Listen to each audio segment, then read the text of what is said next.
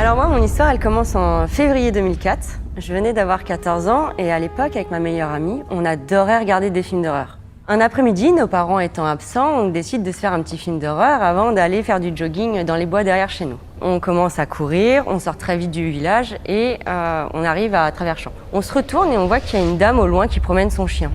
Comme on était encore un petit peu matrixés par le film d'horreur, on s'est dit « Oh là là, elle va nous tuer, vite, accélérons la cadence ». Ah oui, donc les films avaient un effet quand même. Oui. Les films avaient quand même un vrai effet. Oui, il a eu un effet. Okay. Donc on court à un rythme effréné à travers bois pendant bien un quart d'heure. Et d'un seul coup, je m'arrête et je tourne la tête à gauche et je dis « Viens, on va se cacher là ». Comme ça, la dame, elle va pas s'attendre à ce qu'on soit derrière elle. Elle pourra plus nous rattraper, elle pourra plus nous tuer.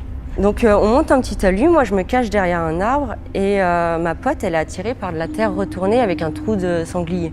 Elle m'appelle, elle me fait « Oh viens voir, il y a une racine qui ressemble à un pied, c'est trop marrant ». Non. Je m'approche Wow. et pareil qu'elle, je rigole, je fais « Ah c'est vrai que cette racine elle ressemble drôlement à un pied quoi ». Et puis on est comme prise par la peur, vraiment on a le sang qui se glace, complètement prise de panique, on retourne sur le chemin. J'appelle ma mère, elle me dit « Oh ma fille, tu confondrais quand même pas une racine avec un pied, une racine ça a pas des phalanges quoi, il y a un moment, enfin tu peux pas appeler la gendarmerie pour ça quoi ». Je fais à ma pote « Il faut qu'on aille vérifier ». Elle me fait « C'est mort ». C'est mort, je n'y retourne pas. Ouais, non, moi aussi. Je fais bon bah écoute, moi je vais prendre un bâton et je vais aller faire pression dessus. Non mais ça. Si c'est dur, c'est que c'est une racine, si c'est pas dur, on avisera quoi. Mais rappelle-moi, t'avais quel âge? 14 ans. Mais à 14 ans. Donc c'est un move quand même de se dire il y a un Ouais pied. mais j'étais très téméraire pour le coup. Ok. Je remonte le talus, je prends un morceau de bâton et je m'approche. Honnêtement, je peux vous le dire, j'ai encore l'image en tête, ça ressemblait pas du tout à une racine. Mais je sais pas, pour nous c'était le plus rationnel, on n'arrivait pas à admettre que ce soit autre chose qu'une racine à cet endroit-là quoi. Et c'était de quelle couleur? C'était un peu terreux, mais c'était blanc quoi. Ok. Et je vais pour faire pression dessus. Je sais même pas si j'ai réussi à toucher, que j'ai été reprise de panique. J'ai fait c'est bon, c'est un pied, et je repars voir ma pote. Elle me fait alors c'est un pied? Je fais bah je sais pas. Et vraiment, on Ton arrive. cerveau, il était en train. J'étais dans le déni complet, et elle aussi pour le coup. Donc comme la dame qui promenait son chien nous avait dépassé depuis le temps, on la rattrape, on lui explique la situation, et elle nous regarde avec un air dubitatif. Vraiment, ça se voyait qu'elle nous croyait pas. Mais en même temps, on lui dit on a vu une racine qui ressemble à un pied. Ouais. Oui, Ouais. c'est vrai qu'elle se dit bon. Deux gamines qu'elles ont vu Ouais. partir courir devant, Ouais. devant elle dans la forêt. Elle avait des raisons de ne pas avoir Ouais. confiance en vous. Mais elle allait vérifier quand même par acquis de conscience. Ok. Et elle, bien sûr, elle a eu zéro doute, elle a tout de suite appelé la police. Et pendant des années, on n'aura aucune nouvelle de cette histoire. Si ce n'est que c'était un homme entre 40 et 50 ans, qu'il était vêtu uniquement d'un slip et qu'il était probablement mort par strangulation. On ne saura Ah ouais. Ok. rien Vous d'autre. avez quand même quelques infos quand même. Oui. Ouais, celles qui Oui, mais on font ne pas connaît plaisir. pas Oui. son identité, ni celle du Mais- meurtrier, rien du tout. Mais t'as l'info que c'est un meurtre quand même. Ouais. Quoi. C'est une vraie Ouais. info. Et le pied juste, il dépassait comme ça de la terre? En fait, il y a un sanglier qui a creusé et du coup, Ah, oui, il a déterré. il a ok. déterré. Il y avait un trou en fait à cet endroit-là. Ok. Et on Tu voyait... sais depuis combien de temps, enfin, est-ce que t'avais l'info depuis combien de temps il était là? Non, Pas du tout.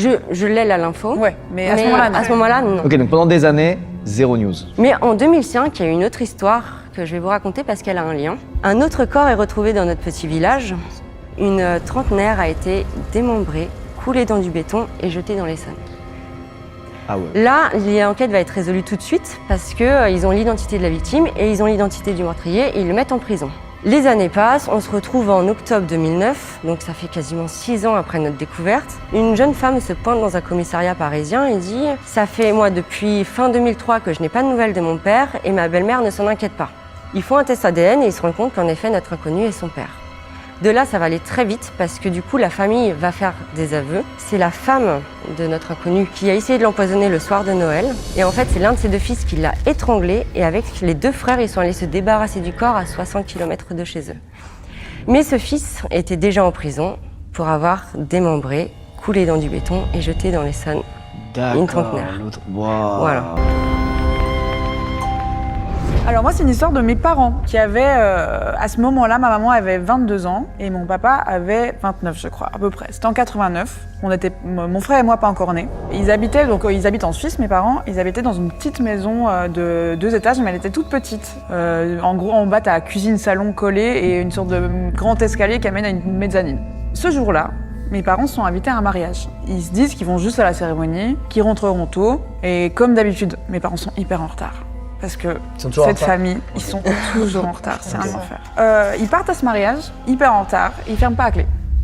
Après, en plus, mes parents, ils sont un peu rocky-pie, tu sais, ils sont ouais, mais c'est bon, c'est le quartier, c'est tranquille. Puis en Suisse, c'est peut-être plus safe aussi. Enfin, il y Ouais, a peut-être un puis en truc plus, il me disait, enfin, j'ai appelé ma maman pour qu'elle me raconte tout ça, et elle me disait, mais en 89, mais vous fermez jamais rien. C'était. Ouais. C'est inimaginable aujourd'hui de se dire, je ferme Ouais, pas ma c'est clair. porte. Oui, mais c'est vrai qu'à l'époque, Ouais. t'as raison, c'est un truc où les gens, ils sont... C'était beaucoup plus quartier, tranquille, enfin voilà. Ils partent à ce mariage, et finalement, tous les invités sont conviés au repas après la cérémonie, et donc, ils vont rester beaucoup plus longtemps que prévu.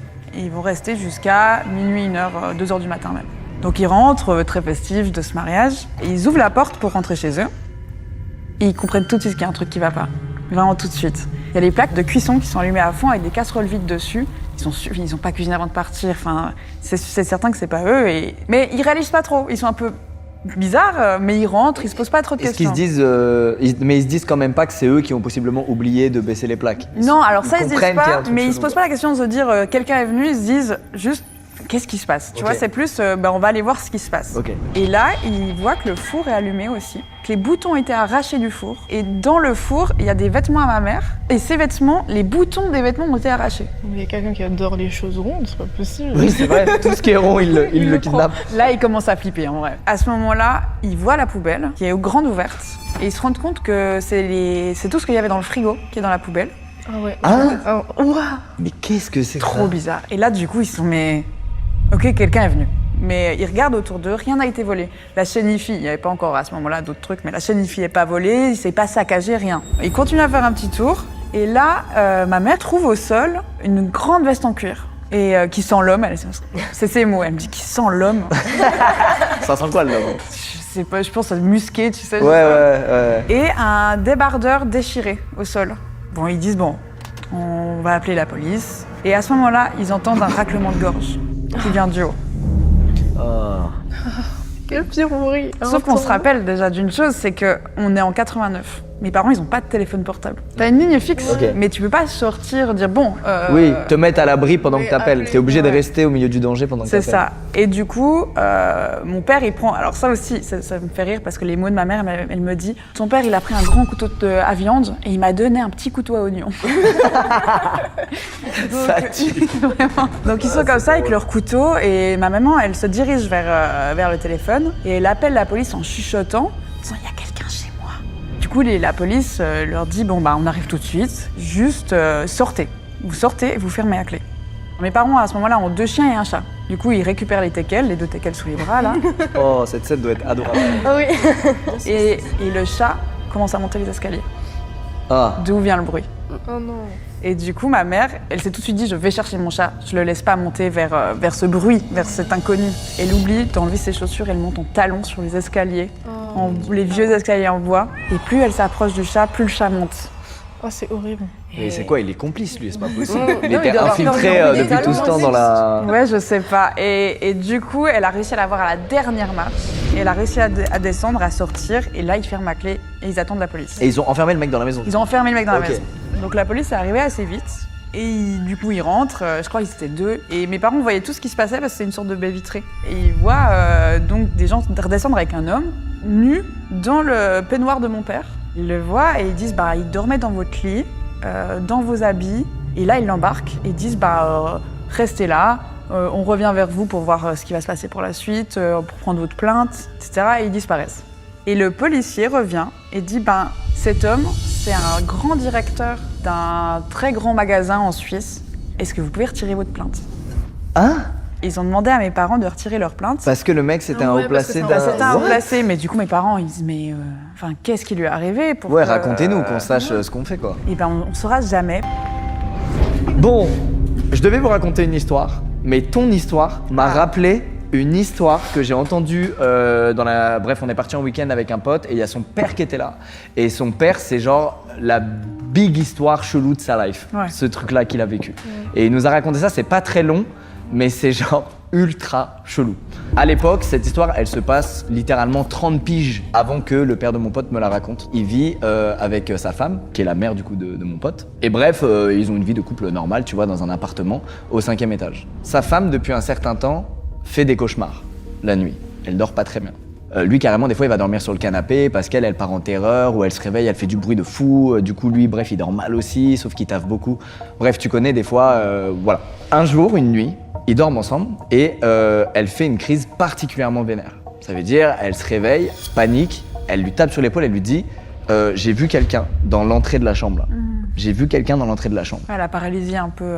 Ouais, tu vois, la classique. Tu vois, c'est la classique paralysie. C'est j'ai vu une silhouette debout se rapprocher du lit ou tu vois. C'est très souvent ça. Je sais pas si vous avez déjà fait paralysie du sommeil.